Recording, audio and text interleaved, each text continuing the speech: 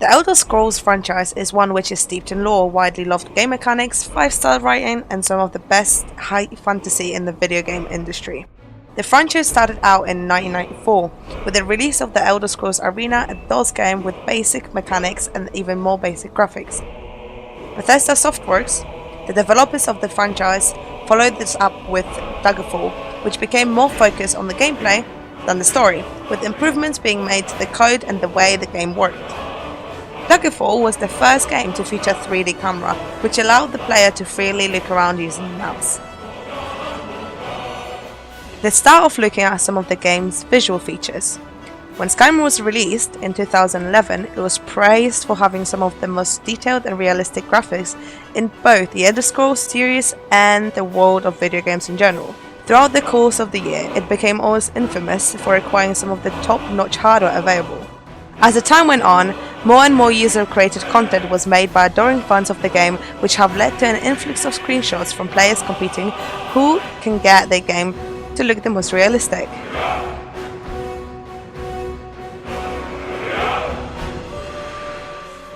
Sadly, for the PC crowd, the game's UI elements and menu system have clearly been designed for consoles, despite the franchise's long history on the PC.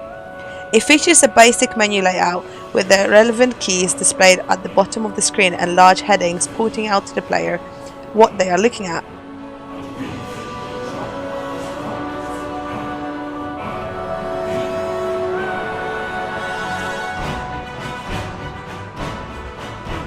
The player can choose between third and first person gameplay at will.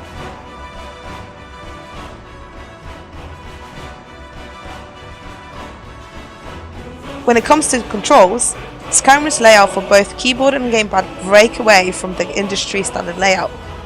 The game also features completely rebindable keys on all three platforms. Another big focus for Bethesda during development of both Skyrim and the previous Elder Scrolls titles was immersion. As a result of this, there are no cutscenes in the game. There are occasional moments when the game takes control of the player character's movement, allowing certain scripted events to take place, but other than this, there is no break in gameplay from start to finish. A detailed environment was a big focus for Bethesda when developing Skyrim.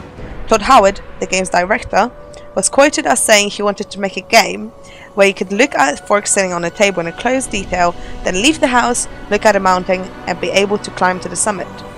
Bethesda managed to achieve both ends of the game world scale very effectively. Overall, Bethesda managed an unprecedented level of detail and immersion with Skyrim, which is why I would give the visual aspects of the game a mark of 80 out of 100. Now, let's talk about the gameplay. The game is entirely single player with no online features, which didn't come as a surprise considering it has been the case for every title in the series.